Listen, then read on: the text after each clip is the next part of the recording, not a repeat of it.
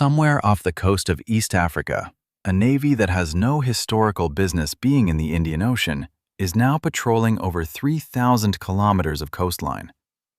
They are not there for peacekeeping, they are not there for piracy, and they are definitely not there for charity. Turkey has quietly built its largest overseas military base on the continent most of the world forgot about. They signed a deal that hands them control over an ocean territory larger than Germany. And buried beneath the waves they are now guarding sits what some geologists believe could be one of the last untapped oil frontiers on Earth. Everyone thinks this is about Africa. It is not. What Turkey is doing in Somalia is the opening move in a strategy so ambitious it could redraw the power map of the entire Indian Ocean, challenge the naval dominance of the West, and create a new global energy corridor controlled by Ankara. And almost nobody is paying attention. This is the story of how a country most people still think of as a Mediterranean regional power is quietly transforming itself into something the modern world has not seen in over a century. Turkey's expansion into Somalia is not a side project. It is not a humanitarian gesture that got a little too ambitious. It is the sharpest edge of a doctrine that stretches from the coast of Libya to the mountains of Azerbaijan, from a military installation in Qatar to the deep water ports of the Horn of Africa.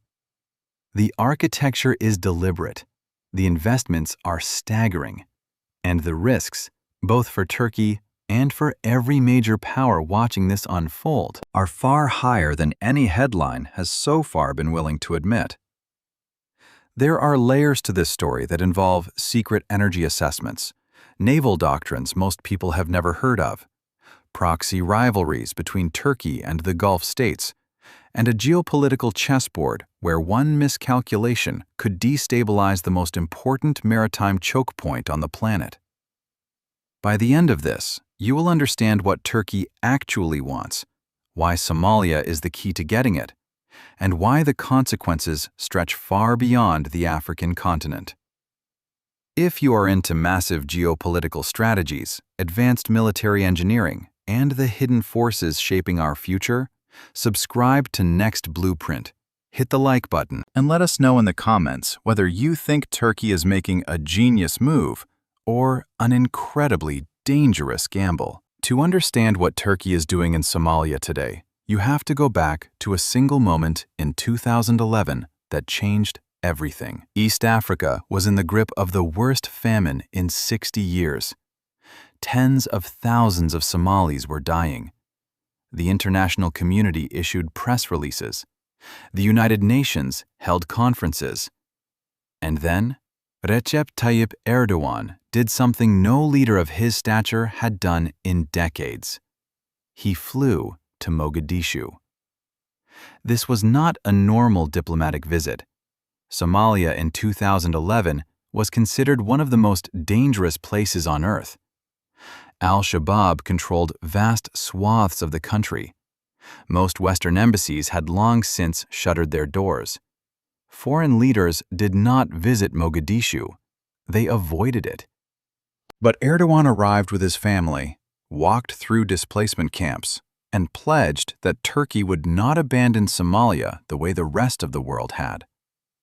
The images were broadcast across the Muslim world. The message was unmistakable. While the West looks away, Turkey shows up.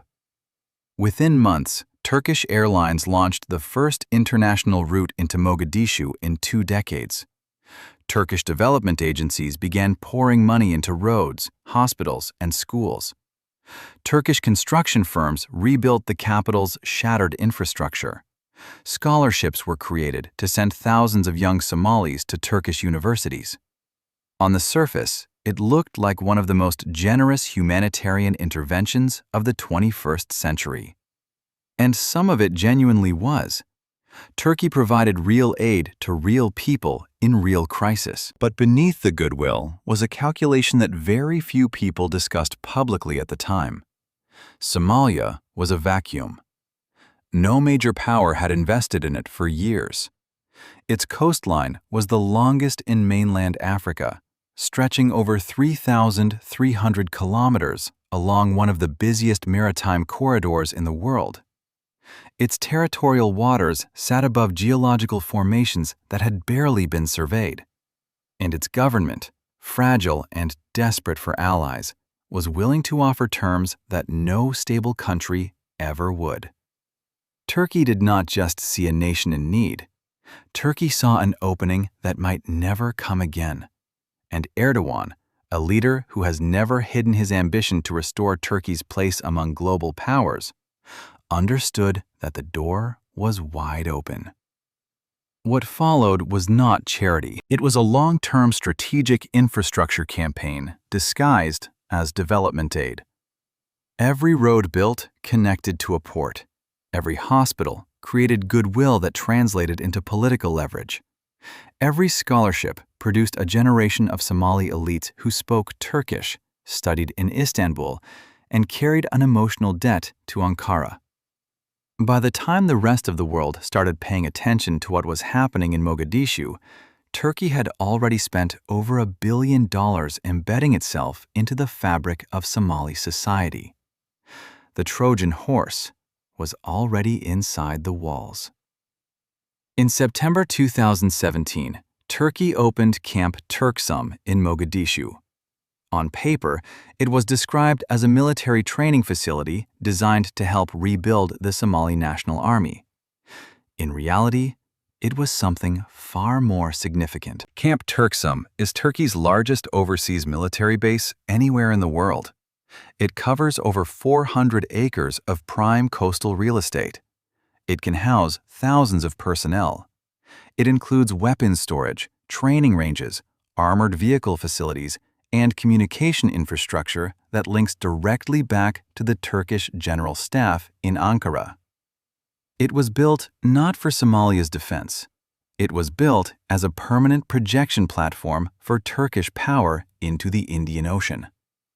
Think about what that means.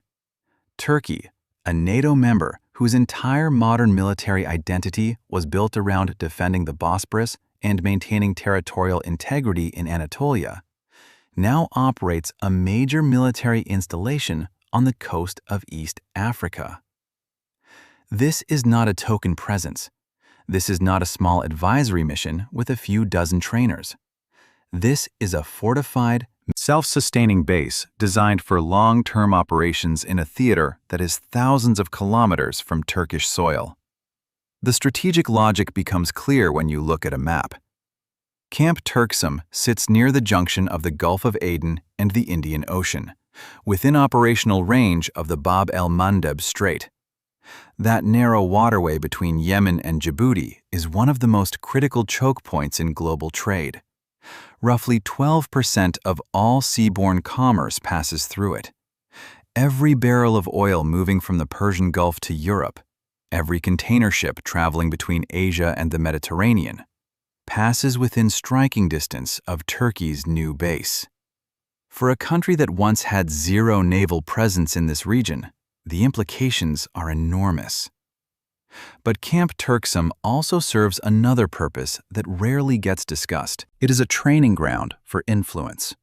Turkey has trained thousands of Somali soldiers at this facility. These are not just grunts learning basic infantry tactics. They are future officers, future commanders, future defense ministry officials who have been shaped by Turkish doctrine, equipped with Turkish weapons, and embedded into a chain of loyalty that runs through Ankara before it runs through Mogadishu. Turkey is not just building a base. It is building a military institution in its own image, inside a sovereign nation, with the full cooperation of that nation's government. Some analysts have compared it to what the Soviet Union did in Egypt in the 1960s, or what France has done across West Africa for decades. Others argue it is something entirely new, a model of influence that blends hard military power with soft cultural integration in a way that no previous rising power has attempted in Africa. If that surprises you, hit the like button, because what comes next makes the military base look like a warm-up act. In February 2024, Turkey and Somalia signed a defense and economic cooperation agreement that sent shockwaves through every foreign ministry watching the Horn of Africa. The deal was framed publicly as a partnership to protect Somalia's coastline from piracy and illegal fishing. The reality is far more expansive and far more consequential. Under this agreement, Turkey has been granted the right to patrol and protect Somalia's entire exclusive economic zone for 10 years, with an option to extend for another decade. That exclusive economic zone covers hundreds of thousands of square kilometers of ocean. It includes some of the least explored and potentially most resource-rich deep-water territory in the world. Turkey is not just providing a few patrol boats. Ankara has committed to deploying warships, surveillance aircraft, and naval infrastructure capable of asserting control over a maritime domain that most countries could not afford to monitor, let alone defend. Now here is where the story shifts from military strategy to something with far larger implications. Somalia's offshore waters have long been suspected of containing significant hydrocarbon reserves.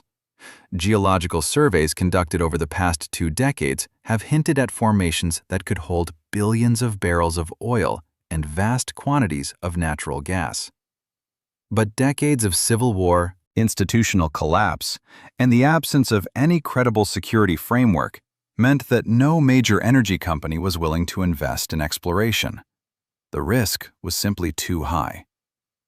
Turkey's Maritime deal changes that equation overnight. By providing the security umbrella, Turkey has positioned itself as the gatekeeper to Somalia's energy future.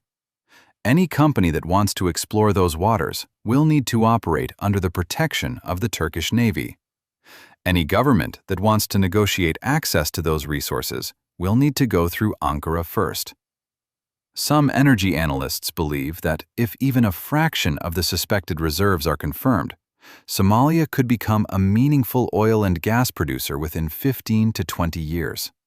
And Turkey, which has spent decades struggling with energy dependence, importing nearly all of its oil and natural gas from Russia, Iran, and Azerbaijan, would suddenly have preferential access to a new supply outside the control of any of its traditional rivals. This is not about protecting fishing boats. This is about securing a potential energy corridor that could reshape Turkey's economy and reduce its vulnerability to the very powers it has been trying to break free from for years. There is growing concern among Western analysts that this deal also sets a precedent. If Turkey can negotiate sovereign maritime control over another nation's waters in exchange for security, what stops this model from being replicated elsewhere? What happens when other rising powers offer similar deals to vulnerable coastal states in exchange for exclusive access to their resources? The Somalia agreement may look bilateral on the surface, but its implications are systemic. It challenges assumptions about sovereignty, maritime law, and who ultimately controls the wealth beneath the ocean floor. Comment below if you think this kind of deal is the future of geopolitics or a dangerous precedent that should concern everyone. To understand why Turkey is reaching this far from home, you need to understand a concept that most people outside of Turkish strategic circles have never heard of. It is called Mavi Vatan, Blue Homeland, and it is the single most important military doctrine shaping Turkey's expansion into the Indian Ocean and beyond. Mavi Vatan was originally developed by a retired Turkish admiral named Cem Gurdeniz in the mid-2000s. At its core, the doctrine argues that Turkey's future as a sovereign power depends on its ability to control the seas around it. Not just the coastline, not just the territorial waters, but the broader maritime domain, the exclusive economic zones, the energy corridors, the undersea resources, and the strategic choke points that determine who has power and who does not. When the doctrine was first articulated, it was focused primarily on the eastern Mediterranean and the disputes over gas exploration rights near Cyprus and Greece. Turkey was asserting that it had been boxed in by its neighbors and by international agreements that did not reflect its actual strategic weight. The Turkish Navy began conducting aggressive exercises, deploying survey vessels into contested waters, and challenging the maritime claims of Greece, Cyprus, and even Egypt. But Mavi Vatan was never meant to stop at the Mediterranean. The doctrine's architects always envisioned Turkey as a three-ocean power: the Mediterranean, the Black Sea, and, critically, the Indian Ocean. And Somalia is the key that unlocks that third ocean. Without a presence in the Indian Ocean, Turkey remains a regional power trapped between Europe and the Middle East. With a presence there, it becomes something qualitatively different. It becomes a player in the global maritime order. It gains the ability to influence trade routes that connect Asia to Europe. It gains leverage over energy flows that the entire Western world depends on. It gains a seat at a table that has historically been reserved for the United States, China, France, and the United Kingdom. This is why the Somalia expansion is bigger than Africa. Africa is the geography. The Indian Ocean is the prize. And the doctrine driving all of it was designed from the beginning to transform Turkey from a land power defending its borders into a maritime power projecting its will across the world's most consequential waterways. Every base, every deal, every naval deployment in the Horn of Africa is a direct expression of Mavi Vatan. Critics argue that Turkey is overreaching, that a country with a GDP smaller than several of its rivals cannot sustain a multi-ocean military posture, that Erdogan's ambitions are outpacing Turkey's actual capacity. Some experts believe the doctrine is built on nationalist mythology rather than sober strategic analysis. They point out that the Ottoman Empire's attempts at sustained naval power projection beyond its immediate region were largely unsuccessful and contributed to imperial overstretch. But the proponents of Mavi Vatan counter that the world has changed, that drone technology, compact warships, asymmetric naval capabilities, and the Turkish defense industry's explosive growth in the last decade have made it possible for a mid-sized power to project force at distances that previously required superpower-scale budgets. Turkey's Bayraktar drones, already battle-tested in Libya, Syria, Ukraine, and the Caucasus, are now part of the package being deployed to the Horn of Africa. The combination of drone surveillance, Turkish-built corvettes, and the Camp Turksum infrastructure creates a networked system that can monitor and influence events across thousands of kilometers of ocean without requiring a fleet the size of the U.S. Navy. If you are finding this deep dive valuable, subscribe to NextBlueprint so you do not miss what comes next. Turkey is not operating in a vacuum. The Horn of Africa has become one of the most contested strategic landscapes on Earth, and every move Ankara makes sends ripples through a web of rival powers who have their own designs on the region. Start with the United Arab Emirates. While Turkey embedded itself in Mogadishu, the UAE took a different path. Abu Dhabi invested $442 million into the port of Berbera in Somaliland, the breakaway region that Somalia still considers part of its territory. The UAE also cultivated deep ties with Ethiopia, Eritrea, and the semi-autonomous region of Puntland. For years, the Horn of Africa has functioned as a proxy arena for the Turkey-UAE rivalry, a rivalry rooted in fundamentally different visions of political Islam, regional leadership, and who gets to shape the post-Arab Spring Middle East. Turkey backs the Somali federal government in Mogadishu. The UAE backs virtually everyone else. Somaliland, with its Berbera port and its willingness to deal with Abu Dhabi and now Israel, is the counterweight to Turkish influence. Every Turkish ship that patrols Somali waters passes within range of a port controlled by Ankara's rivals. The tension is not hypothetical, it is structural. Then there is Egypt. Cairo has watched Turkey's Horn of Africa strategy with alarm bordering on panic. For Egypt, the nightmare scenario is a Turkish-Ethiopian axis that threatens both the Nile water supply through the Grand Ethiopian Renaissance Dam and Egypt's dominance over Red Sea trade. In early 2024, Egypt deployed thousands of troops to Mogadishu under the African Union peacekeeping banner. But few observers believe this is about peacekeeping. Egypt is putting boots on the ground in the same city where Turkey has its largest military base. The two NATO allies, already at odds over Libya, over the Eastern Mediterranean, over support for opposing factions across the Middle East, are now physically present in the same small, volatile capital. Some analysts describe the situation as a Cold War within a Cold War, a contest that operates below the threshold of open conflict, but carries the constant risk of escalation through miscalculation. China adds another dimension entirely. Beijing operates its only overseas military base in Djibouti, just a few hundred kilometers north of Mogadishu, along the same coastline. China has invested heavily in East African infrastructure through the Belt and Road Initiative, building ports, railways, and telecommunications networks across the region. Turkey's growing presence in Somalia puts it in direct geographical competition with Chinese strategic interests. For now, the two countries are not openly hostile, but the trajectory is unmistakable. As Turkey expands its naval footprint in the Indian Ocean, it increasingly occupies space that China considers part of its own long-term maritime corridor between the Persian Gulf and the Chinese mainland. A Turkish-controlled maritime security zone off Somalia's coast is, by definition, a zone that is not controlled by China. And then there is the United States.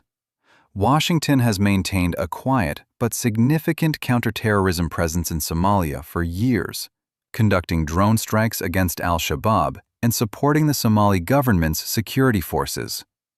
But America's posture in the Horn has been reactive and inconsistent, shaped more by the war on terror than by any coherent long-term strategy. Turkey has filled the vacuum that American ambivalence created, and now Washington faces an uncomfortable question. Is Turkey's expansion in Somalia an extension of NATO's reach into a critical region? Or is it the beginning of an independent Turkish power projection that could eventually conflict with American interests? The answer depends entirely on where Ankara's ambitions lead next. And right now, those ambitions show no sign of slowing down. For all its strategic brilliance, Turkey's Somalia gambit carries risks that could undermine the entire project. And some of those risks are already starting to surface. The first and most obvious is al-Shabaab. The militant group has not disappeared. It controls significant territory in southern and central Somalia. It has carried out devastating attacks in Mogadishu, including a bombing that killed over 500 people in 2017. Turkey has already been targeted. In 2019, a car bomb struck near a Turkish military convoy in Mogadishu. Turkish personnel have been killed and wounded in multiple incidents. As Turkey deepens its presence and expands its operations into more remote areas and offshore zones, the exposure to asymmetric attacks increases exponentially. A spectacular attack on a Turkish naval vessel or a major assault on Camp Turksum would not just be a local security incident. It would become a political crisis in Ankara that could shake public support for the entire African engagement. The second risk is imperial overstretch. Turkey is not a superpower. Its economy, while large, has been under severe strain in recent years. Inflation surged past 80% in 2022 and has remained a persistent problem. The Turkish lira has lost enormous value. Military spending is rising at a time when domestic economic pressures demand fiscal restraint. Maintaining a major overseas base, deploying a naval task force to the Indian Ocean, training thousands of foreign soldiers, and sustaining development projects across Somalia requires sustained investment over decades. Some economists within Turkey have quietly questioned whether the country can afford to play a global power game on a mid-tier economy. The third risk is political. Turkey's engagement in Somalia is deeply tied to Erdogan personally. He is the architect, the champion, and the political guarantor of the entire strategy. But Erdogan will not lead Turkey forever.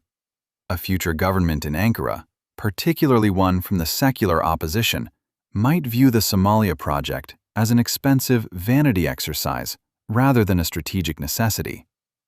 The sustainability of the entire framework depends on political continuity in a country whose domestic politics are anything but predictable. There is also the risk of diplomatic isolation. Turkey's moves in the Horn have angered Egypt, concerned the UAE, raised eyebrows in Washington, and complicated relations with the African Union. If the perception takes hold that Turkey is acting as a neo-colonial power exploiting a fragile state, the diplomatic backlash could be severe. African nations that have so far welcomed Turkish investment might begin to reconsider if the military dimension overshadows the economic benefits. And finally, there is Somalia itself. The Somali federal government has welcomed Turkey as a partner. But Somalia's internal politics are fractured along clan lines, regional rivalries, and competing visions for the country's future. What the government in Mogadishu agrees to today may not be honored by the government in Mogadishu 5 years from now. Turkey is building long-term infrastructure on a political foundation that has a history of shifting without warning. A change in Somali leadership, a renegotiation of the Maritime agreement, or a popular backlash against foreign military presence could unravel years of investment in a matter of months.